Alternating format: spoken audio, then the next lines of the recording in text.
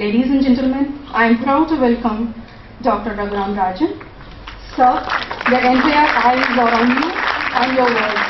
We look upon you to lead kindly life into the own minds of the subject and also for the inspire and include yourself.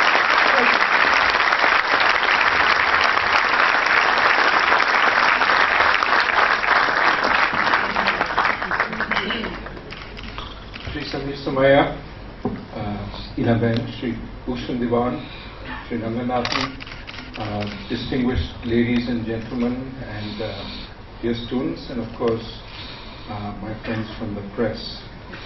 It gives me great pleasure to come here to Somaya Vidya Vihar.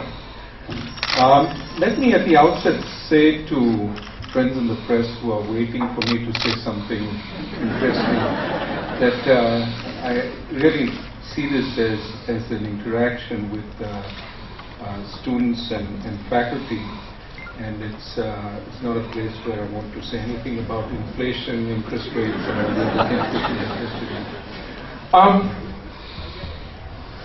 It's great to be back at a university to see the wonderful innovations that are being done in this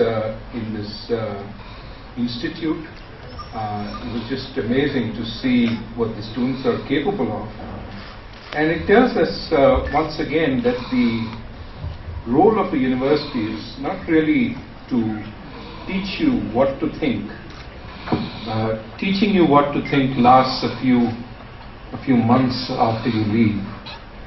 But it is to teach students how to think. And sometimes not even how to think, but just the willingness to ask questions, and better still ask the right question. Question everything is something great philosophers have said. And I think if you go out of a university with curiosity, that sustains you for life and keeps you continuously learning and making a contribution to society.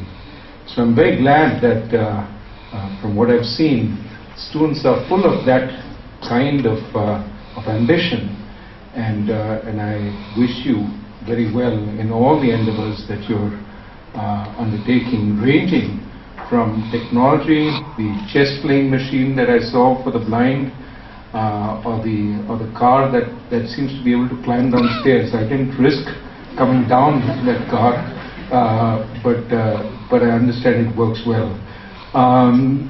To medical interventions, to of course to learning about languages.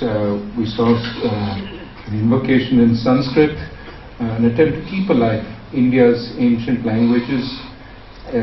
This is tremendous work, and more power to all that you're trying to do, both here and elsewhere.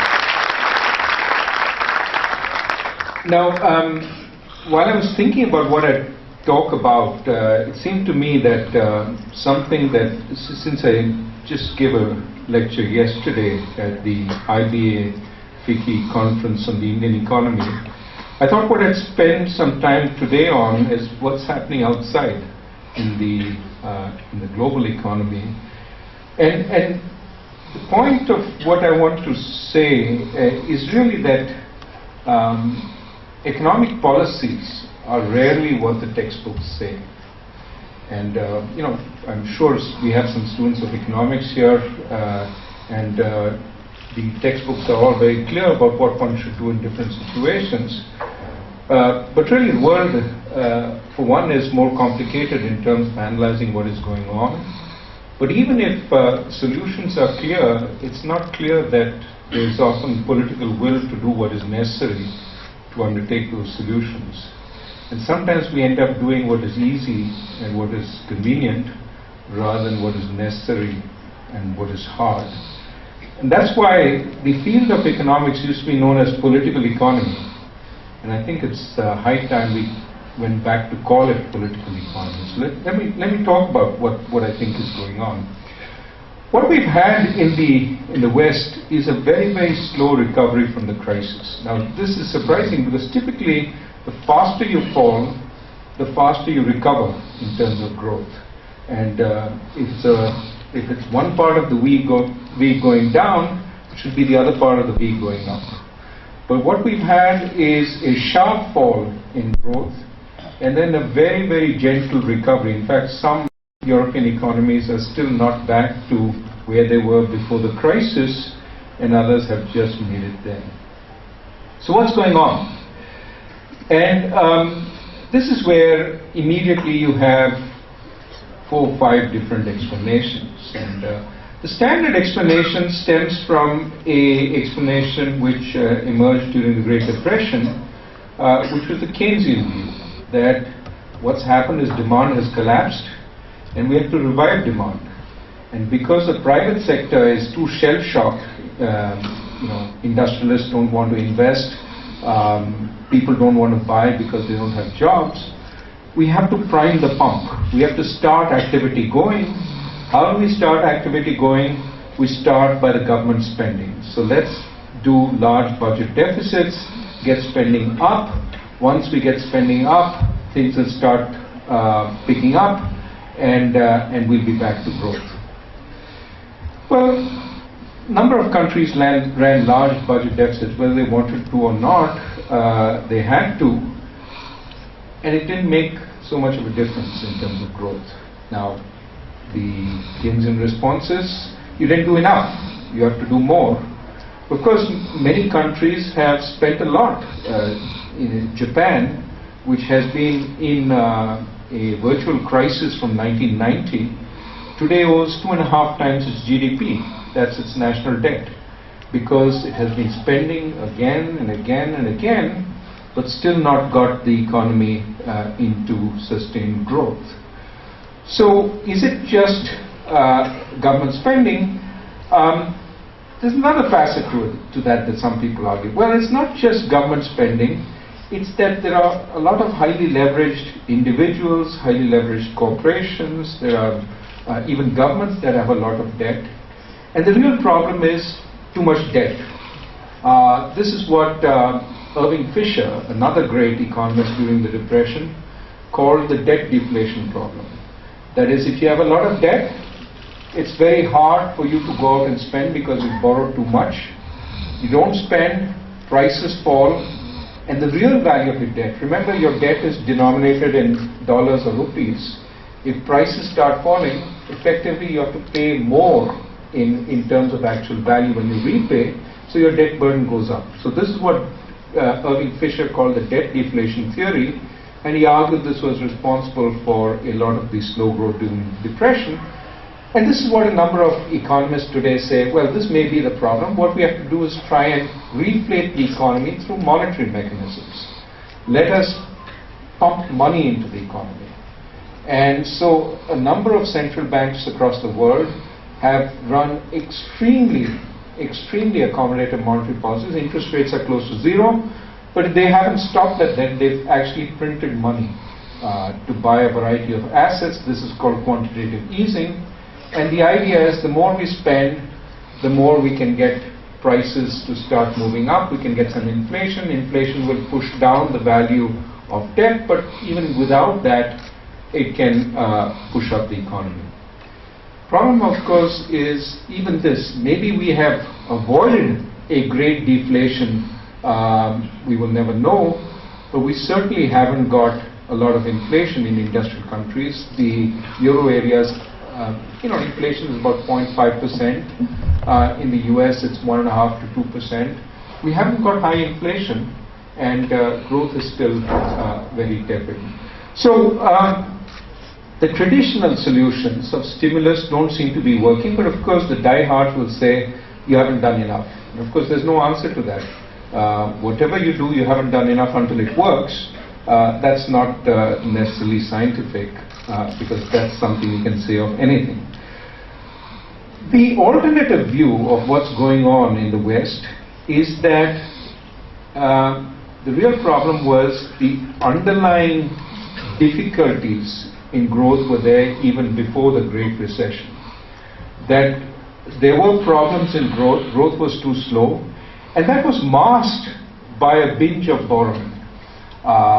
Whether it was borrowing by the governments in a number of countries in order to expand activity, or whether it was borrowing by corporations in a bunch of other countries, or whether it was borrowing by individuals to build houses, to buy houses and so on in a third set of countries. So debt fueled an additional amount of demand in these countries, especially because globally savings were high and there was a relatively low interest rate, allowed countries to borrow until they could borrow no more. And countries like Greece and Spain found there were ultimate constraints in borrowing. So the underlying problem was masked by debt, and then that leads to the question, what was the underlying problem? So there are 2 or 3 explanations as to what the underlying problem was. One is simply that these are advanced countries, and advanced countries have to keep innovating. They're at the frontiers, they have to keep innovating. Fortunately for less advanced countries like us, we can catch up, we can see what they're doing, we can build roads, highways, this, that, we can spend a long time catching up, so we can get growth relatively easily. But for them to grow, because most people are already employed, they already use up a lot of capital, they really have to do things more cleverly. They have to do innovation. And there the argument is that the big innovations happened in the early part of the century, of the 20th century, and were rolled out through much of the 20th century. But more recently, we haven't had huge innovations. And for people who have grown up on the internet, on Twitter, on Facebook, and so on, you may say, what? These aren't innovations? I mean, we've had tremendous innovation in the last few years. I mean, think of GPS, think of Twitter, think of the internet. That's right. But if you think of the early part of the 20th century, think of the innovations that happened then. We went from the horse-driven buggy to the motor car. We went from a ship that sailed to a steamship. We went from ironing with, which still happens in India, big heavy irons with coal, to electric irons. We went from washing by hand to washing using a washing machine. We went from gas and petroleum to fuel our lights to electric lights. There were tremendous innovations. We went to the airplane. The airplane is a 20th century innovation. The point is that there were significant innovations in the 20th century, and that led to a substantial increase in incomes, in productivity. Think of the life of a housewife in the rural United States, who went from having to spend half the day washing clothes, trying to fill the furnace, this, that, to being able to do everything by just switching on a switch, because everything was electrified. Electricity brought so many big changes to their lives. So productivity increased tremendously, and that pace of productivity growth, as electricity went through these countries, as the motor car reached everywhere, as the telephone reached everywhere, the pace of productivity growth slowed. Yes, the mobile phone was an innovation, but you could do pretty much 90% of what you could do with a landline. The mobile phone helped you call somebody while you were on, walking down the street, but what addition in productivity did it do? So one set of people argue that really the problem is we haven't had big contributions to productivity. Another bunch of people, and economics is full of controversy, say, no, that's not true. The internet has made major changes in productivity. We just don't measure it properly. So, for example, your son or one of you young 15 and 20-year-olds may spend the whole day on an app, sort of playing games, and that's fun. But you don't watch TV. You don't go to the cinema to pay for a movie ticket. If you went to the cinema to pay for a movie ticket, you would pay for it. That would show up as growth. That would count as value added in the economy as a contribution to productivity, right? But the fact that you're playing a game on your Twitter, on your little screen and not paying for it because you downloaded the app free, you're still having the same kind of enjoyment, but you're not paying for it, doesn't show up as GDP, doesn't show up as growth, not counted as productivity. So another bunch of people say the real problem is you're not measuring the value added by the new economy properly. Productivity is high, but it's not being paid for. And over time, as we find ways to pay for this, it will show up as growth. So there's this debate. The net effect, however, is productivity growth has slowed down in industrial countries considerably, and what that means is without that kind of growth, at least growth that people pay for, you don't get the same kind of level of jobs, and that's why pre-financial crisis, to keep the growth up, countries pumped the economies with a lot of debt and growth, but it couldn't last because growth which is fueled by debt, by borrowing, ultimately you run out of money to pay the debt, and you have the Great Recession. So the point of these kinds of people, Robert Gordon, for example, at Northwestern, is, look, we need to find new ways of productivity. And of course the critics say, no, it's not that we have to find new ways of productivity, we have to find new ways of monetizing the productivity we are already creating so that more people can get jobs. Anyway, that debate is going on. Second explanation for the slowdown is demographic change. That the West is growing older. Japan has already started growing old. And somehow we are not able to fully conceptualize what the effects of an aging society does. As people get older, consumption patterns change, investment patterns change. Corporations in Japan may not be investing as much as they used to when the population was much younger. When the population was younger, there's a greater sense that demand would be strong. Today, with the population aging, maybe we go and produce in countries which are younger, where there is a greater labor force to employ and where there's greater demand likely. So it may be that what we have failed to fully understand are the effects of population aging. For example, one of the constant refrains about Japan over these last 20 years has been the very slow pace of overall GDP growth.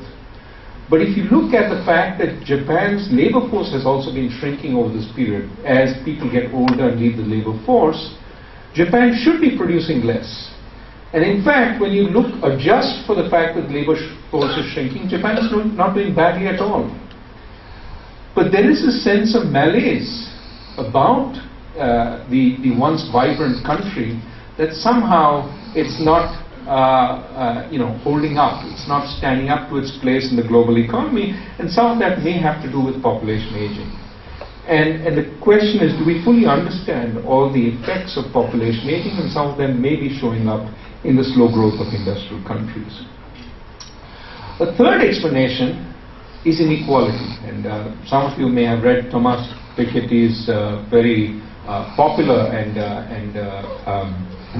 important text on capital, but it's just another sort of version of a debate that's been going on for quite some time, which is that inequality has been rising in industrial countries.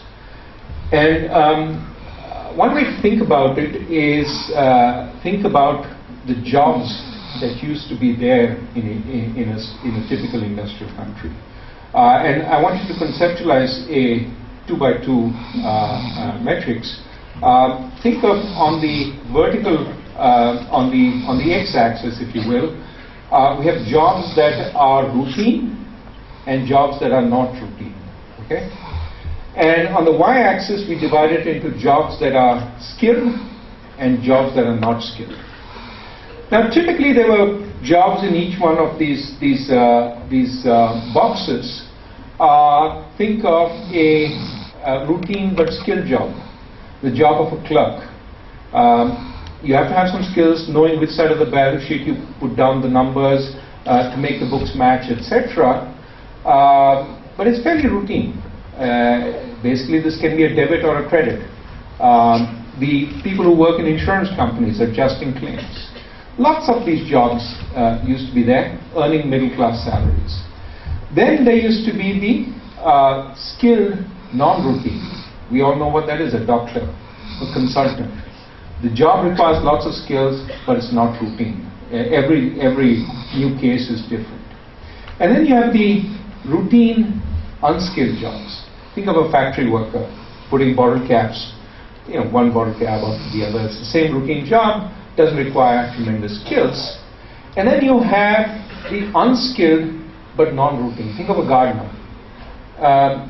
It's not a very skilled job.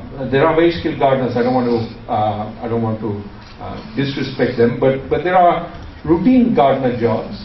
But it is you can't replace a gardener by machine because every garden is different, and trying to do grow the right flowers, etc., is a non-routine job.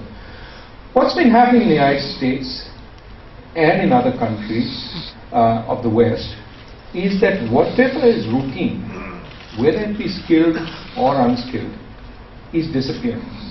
Okay. Think of routine skilled jobs, the clerk replaced by a computer, or a clerk replaced by somebody sitting in Mumbai or Bangalore. Okay. Your medical records are transcribed in Hyderabad. They're not transcribed in Dayton, Ohio. Similarly, think about the routine unskilled jobs. The factory worker, that's either been automated, now machine does the screwing on the bottle tops, or it's been sent to Vietnam and to the Philippines. So everything that's routine is gone, which leaves the non-routine skill, which is tremendously high paying. I mean, think of what a doctor gets or a consultant gets, and the non-routine unskilled, which is tremendously low paying, the burger flipper at McDonald's, or the gardener who mows your lawn. And that, to some extent, creates jobs at the extremes, the top and the bottom, but the middle is getting hollowed out. And so, one of the arguments is rising inequality in the West is because the nature of jobs is being affected by globalization and technology, more by technology than globalization. And the middle jobs are disappearing, and therefore in a sense consumption is also falling, because the guys who used to consume, the middle class, is shrinking. The rich make a ton of money, but how much can you spend? Yes, you can buy a few more yachts, but beyond that it becomes problematic. You after all have to eat the same food. You can't eat 3 meals when you're rich, otherwise you die an early death. So the point is, the rich don't consume beyond a point, the very poor don't have the ability to consume, and the middle class is disappearing, therefore consumption has fallen. So there are at least three different versions of what's going on, and many other explanations which I won't go into. The problem, of course, is each one of these, if they are the real problem, is extremely difficult to solve. How do you get a society to have better ideas?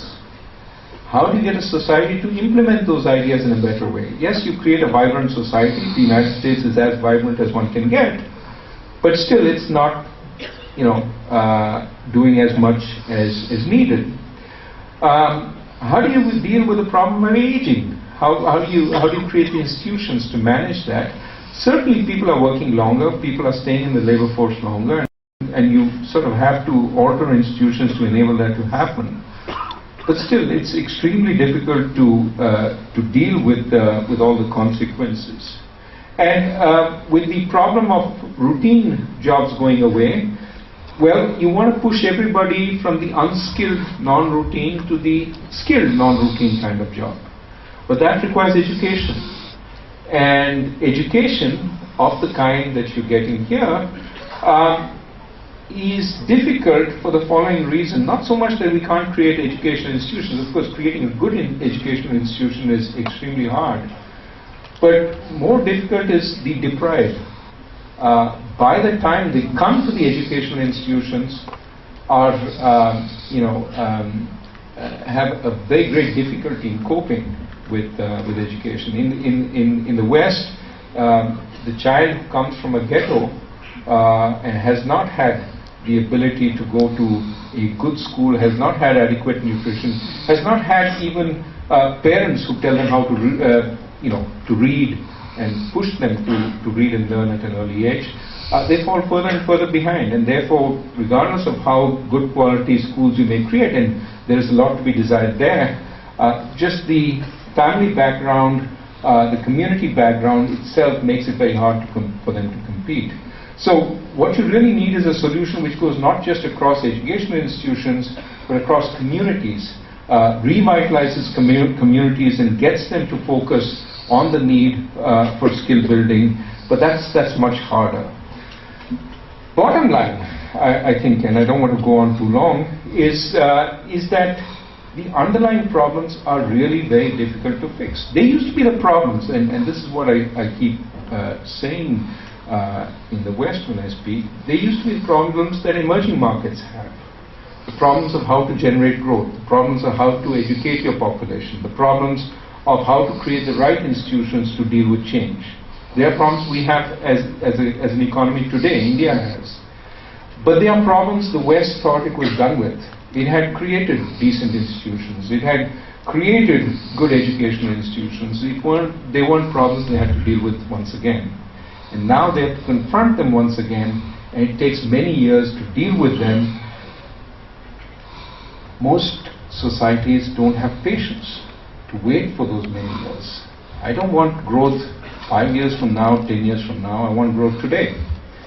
And so what happens is, when you want growth today, and you can't borrow anymore because debt is already too high, it goes back to the central bank, which then pumps up money supply and runs very accommodative policies. So the pressure in the West has fallen on the central banks. Monetary stimulus seems to be the answer of the day. My fear, unfortunately, is it's not a lasting answer, that the underlying activity needs to be done. You know, countries like Japan understand this. When Prime Minister Abe says there are 3 pillars, 3 arrows we want to base our recovery on. The first arrow is fiscal stimulus, second arrow is monetary stimulus, but the third arrow, very important, is structural change. Problem, of course, it's easier doing the first 2, much harder doing the third. And I think the world economy is still hoping and waiting to see that third rolled out in full measure. And it's being rolled out, but we have to see how it happens. But this is true of every other country in the industrial West.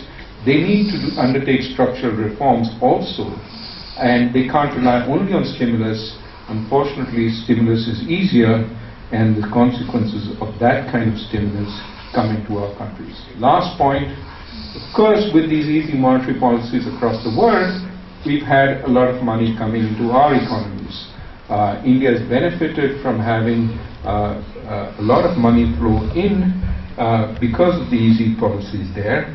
And we have to be careful about this money, because if we say this is wonderful, they all like us, we're following tremendous policies, that's why we've got this money, and we go out and spend it, we run large current account deficits based on this foreign borrowing, but this foreign borrowing cannot be taken for granted. At some point, these investors will find better uses of their money back home, want to go out once again, and that's when you have financial difficulty as the money flows out.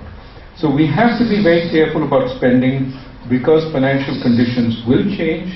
This is why numbers like current account deficit yesterday are worth watching closely. We've managed to bring down the current account deficit substantially.